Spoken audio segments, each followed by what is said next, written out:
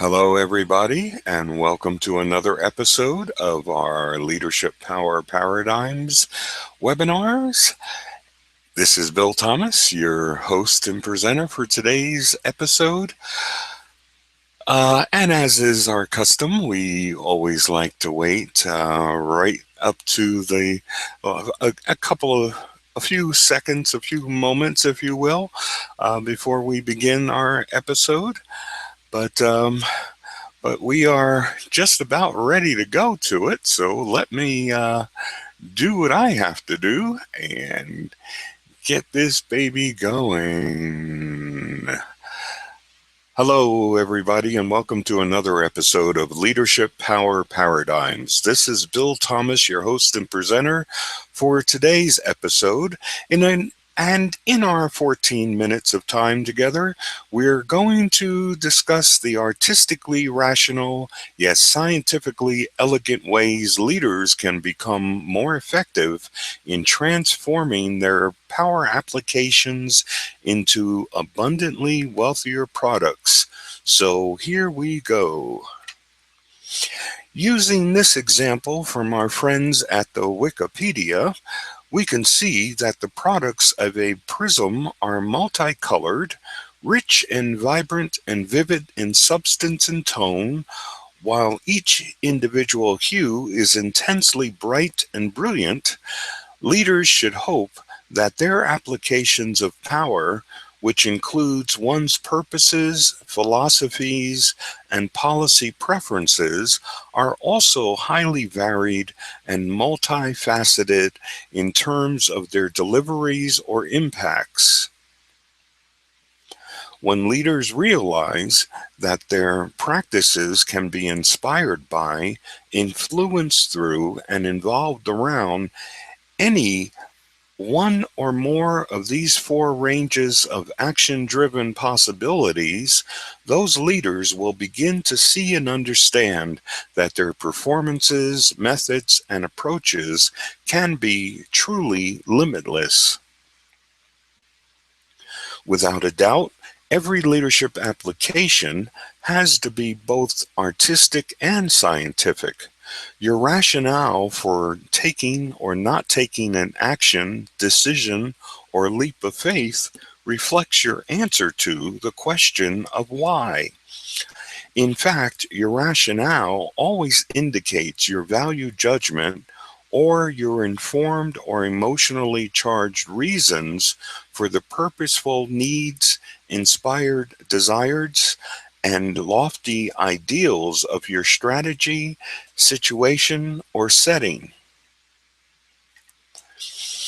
As Isaac Asimov said, artists and scientists are highly rational and imaginative, and both of those qualities are and must be the products of one's own cognitive strengths, strategies, or systems and styles, which suggests that successful leaders are effective learners, that those leaders continually strive to expand upon their analytical, systems, spiritual, and emotional intelligences.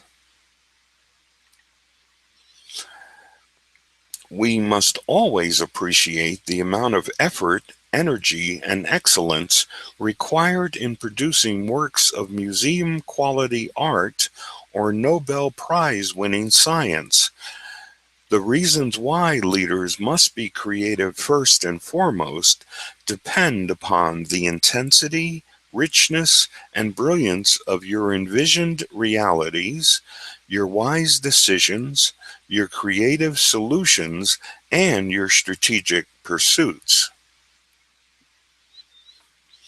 Looking at that large number of leadership tasks, duties, practices, and processes on the left side of the slide, and there are many more of these activities than those listed here, and then looking on the right side at the huge amount of possible performances and presentations leaders can adopt, we can accept that there are plenty of things leaders can and should do, and that leaders have a universe of options on how they must present themselves or their ideas as well.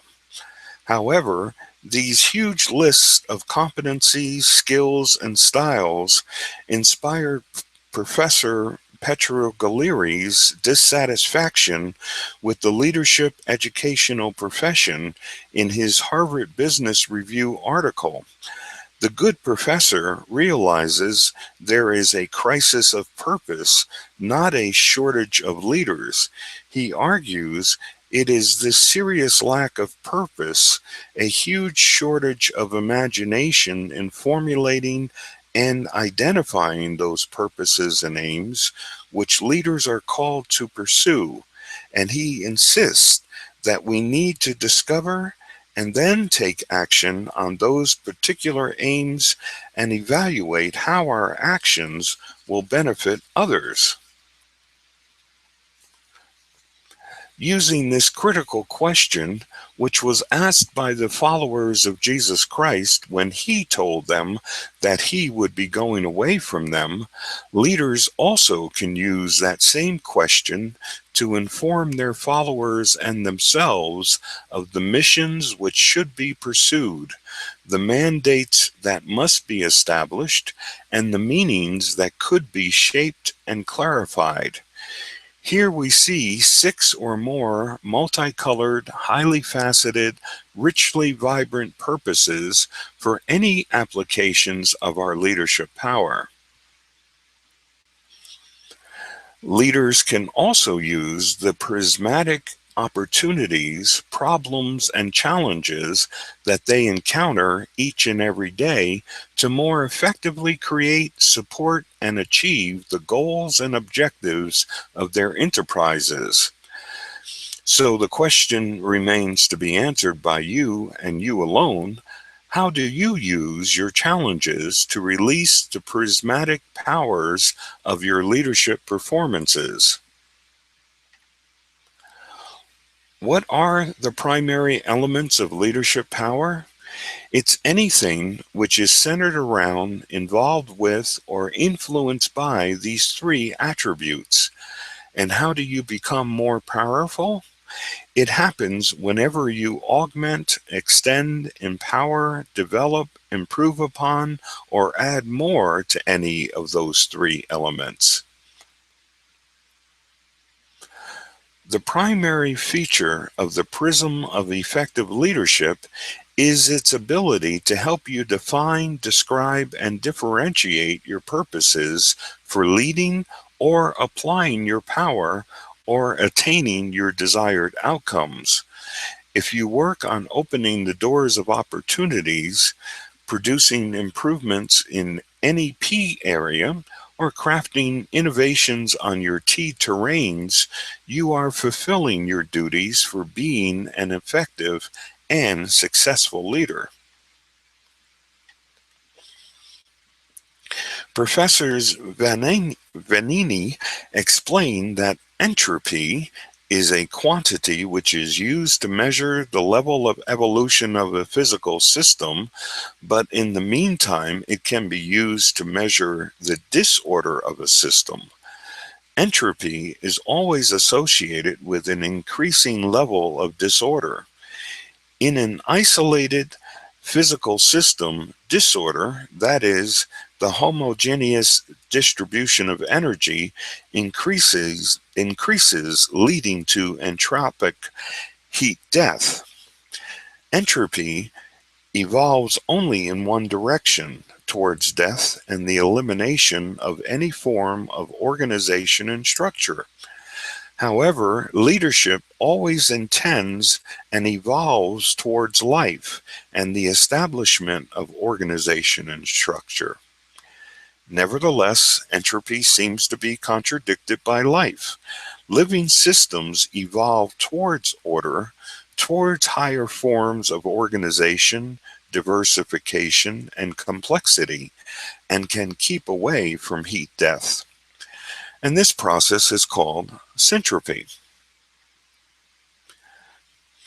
As you consider these possible uses, sources, and products of your leadership power, I hope you will begin to embrace this notion of information rich deliveries, supplies, applications, and predilections, which are the inventory and warehouse of your socially rich energies. You must believe that your power should be looked upon as being a prismatically purposeful system, a strategically advantageous process, or a philosophically authentic endeavor. Today, we discuss the artistic, scientific, vocationally driven, and competency focused aspects of leadership, where we employ the full spectrum of power application possibilities to illuminate, inspire, and influence ourselves and our followers to greater brilliance, vibrancy, and richness or wealth in our performances and results. This ends today's lesson. And what you are looking at is the 9 major agenda items of our legendary leadership power tutorials and coaching monthly performance improvement support program, which you can also see on the right-hand side of your screen in that nice little graphic.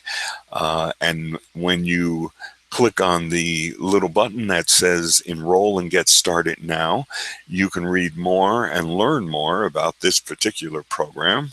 Many of you have expressed an interest in this type of educational uh, process for your own career growth and for your own professional growth.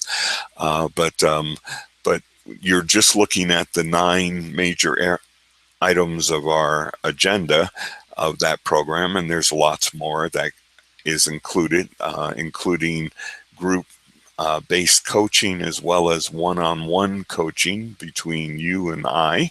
And so there's a lot of support. There's materials that you can read and keep in your library that speak to various issues and other strategies concerning leadership, as well as there are CDs and DVDs that actually will be mailed to your home or office as well. That's all part of this program. But anyway, if you go to www.one-im.com/LPP legends, or if you just simply click on the enroll and get started now button on your right hand side of the screen, well, of course, that will take you to the page, and it'll open that page up in a new page or a new tab, depending on your browser settings. And you'll have an opportunity to look more closely and read more about that program.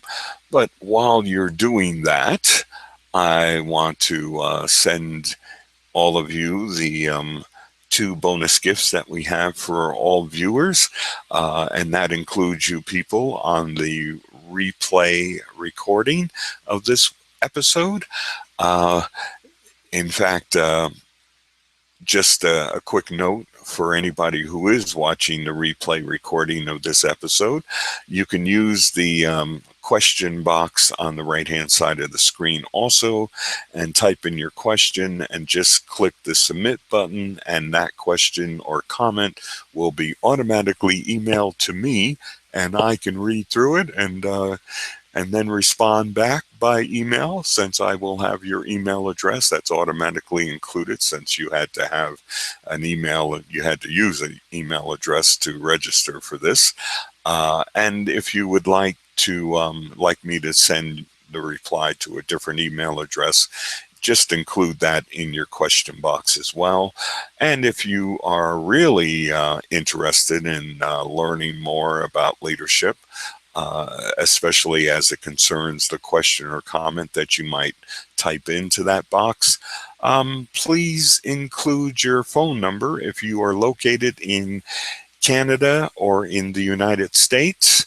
And if you are located outside of Canada or the United States, well, then I welcome you to include your Skype ID. Skype is a free service. And again, I will encourage you to include your Skype ID in your question or comment when you submit it, and that way I can call you using Skype. Otherwise, if you are located in Canada or in the United States, you can simply just include your phone number and I'll give you a call that way as well. Um, Now, what I have put up here on this on the right hand side is also the two bonus gifts that we have for you, and you are welcome and strongly encouraged to download both of them. They're both PDF documents. One is an infographic, and the other is an 8-page paper. And the 8-page paper is simply covers a lot of the ideas and principles and strategies that we discussed both in this episode and in other episodes of our Leadership Power Paradigms series. And the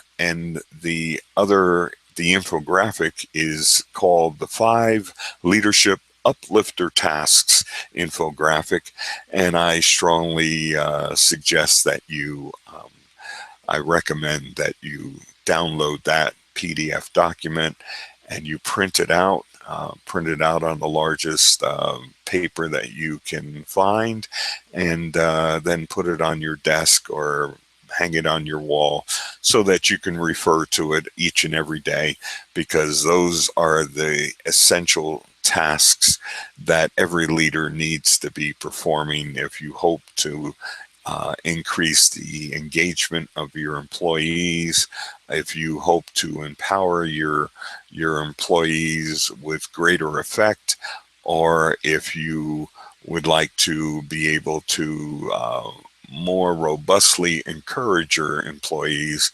Why, those 5 tasks will help you to do that.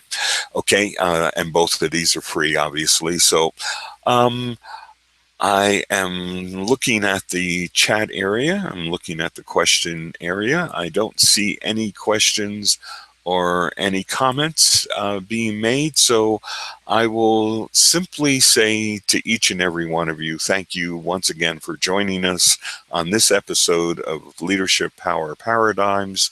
This is Bill Thomas, your host and presenter for today's episode, and I pray that God blesses you abundantly and richly, and Godspeed to each and every one of you.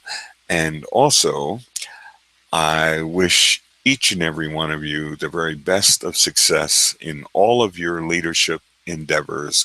This is Bill Thomas saying, take care, and I'll see you on our next episode.